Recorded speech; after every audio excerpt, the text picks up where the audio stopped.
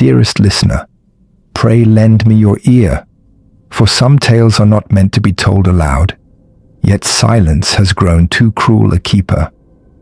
In the annals of modern mystery, none chills the marrow so thoroughly as the child who vanished beneath the burning breath of the desert and returned 8 years hence, unchanged as the day she was lost. What ought to have been a reunion of tears and rejoicing instead birthed a terror so profound that officials sealed its records and physicians lost sleep over its implications. Tonight, we unveil the chronicle of the girl who came back and the dreadful cost her return demanded. 8 years prior, Mr. Daniel Reyes, a journalist of formidable reputation, journeyed to the desert's frontier to document illicit mining camps. His wife, Mrs. Reyes, remained in a modest inn upon the town's edge, tending their cherished daughter, little Amara, aged 6. The afternoon sun beat mercilessly upon the sands, and whilst Mrs. Reyes surrendered briefly to sleep, Amara played beyond the doorway, tracing idle patterns in dust. When her mother awoke, the child was gone. No footprints, no cries, no trace whatsoever. Only the wind, smoothing the sand as though no child had ever stood there. Search parties swarmed the dunes for weeks. Soldiers, villagers, hounds, and flying machines scoured the wasteland. Yet the desert yielded nothing. No garment, no bone, no scrap of ribbon. Authorities whispered of smugglers, of wandering tribes, of tragic misadventure. But Mr. Reyes refused such consolation. The desert has taken her, he told the press, voice trembling with fury. Yet deserts do not take children without leaving a mark. Alas, time marched forward, as it cruelly does, and the world slowly forgot the lost girl of the sands. Within the Reyes household, however, forgetting proved impossible. Mrs. Reyes ceased her laughter, her singing, her joy. Mr. Reyes pursued story after story across distant lands, seeking truth as though it might lead him back to his daughter's shadow. Each year, upon Amara's birthday, a candle burned beside an empty chair. Each night, recordings of her childish giggle echoed through the halls, a haunting lullaby of grief. Thus passed 8 long years, each day stretching like an eternity of unanswered prayers. Then, upon a quiet dawn, the constabulary's telephone rang. At the town's desert gate stood a young girl, barefoot, clothed in a sun-faded yellow dress. She spoke but one sentence. "I am Amara Reyes." Officers scoffed at first, supposing a cruel jest, yet fingerprints matched those preserved in medical archives. Blood tests confirmed lineage. Photographs aligned perfectly with her features. Against all reason, the lost child had returned. The town erupted in astonishment. Messengers raced to summon Mr. and Mrs. Reyes, whose hearts dared not believe. Father and daughter met beneath the gaze of cameras and curious onlookers. Mr. Reyes fell to his knees, weeping openly. Mrs. Reyes fainted into the arms of nurses. Amara merely smiled, serene and still, and said, "Papa, I have come home." Physicians examined her most thoroughly. No scars, no dehydration, no malnourishment. Most unsettling of all, she had not aged a day. 8 years had passed for the world, yet for Amara, time appeared to have stood perfectly still. The story swept the globe. Newspapers proclaimed miracle and divine mercy. Donations poured forth. Priests offered blessings. Yet as twilight settled upon the Reyes home that first night, an unease crept between candle flames. Amara refused supper. She did not yawn. She did not blink often. Instead, she sat by the window, gazing toward the distant desert, whispering soft words to unseen companions. Mrs. Reyes inquired gently, but Amara answered only, "I am telling them I am home." Mr. Reyes, ever the journalist, trusted not hope alone. He installed cameras throughout the house. He recorded each night, each whisper, each movement, and each night, precisely at 3:30, the devices faltered. The picture warped. The sound trembled. And Amara rose from bed, crossing the corridor to the front door, hand upon the latch, murmuring, "Not yet." At dawn, she returned quietly to her bed, as though nothing had occurred. Doctors and scholars arrived from distant universities. They tested her blood, her mind, her senses. All declared her healthy.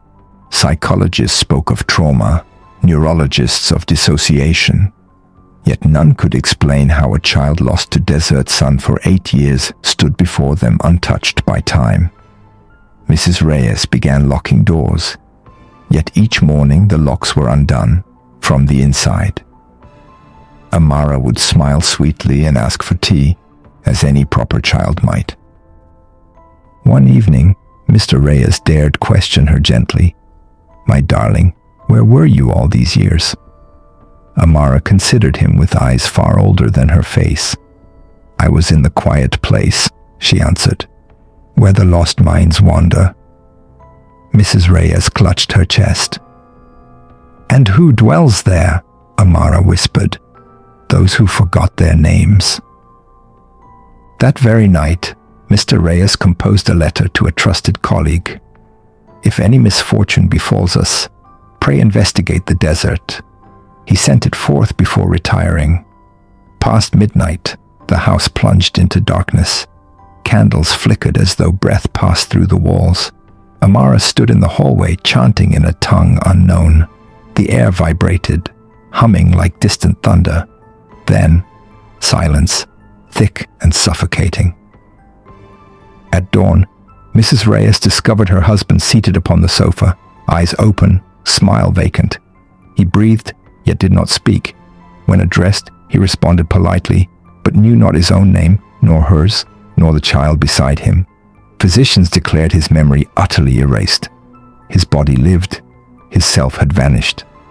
Mrs. Reyes wept until her voice broke. Amara merely whispered. He answered when they called. "Who called?" Mrs. Reyes demanded, shaking her gently. Amara replied, "The voices beneath the sand. They said a return must be paid for."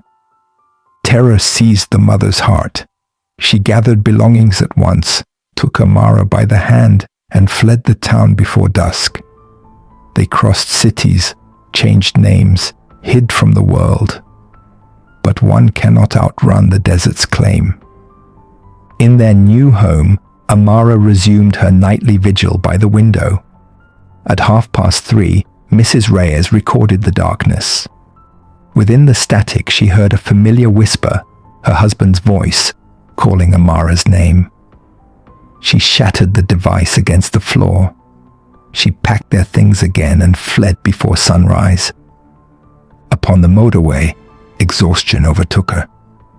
At dawn's first light, Mrs. Reyes glanced behind her and found the seat empty. No door had opened.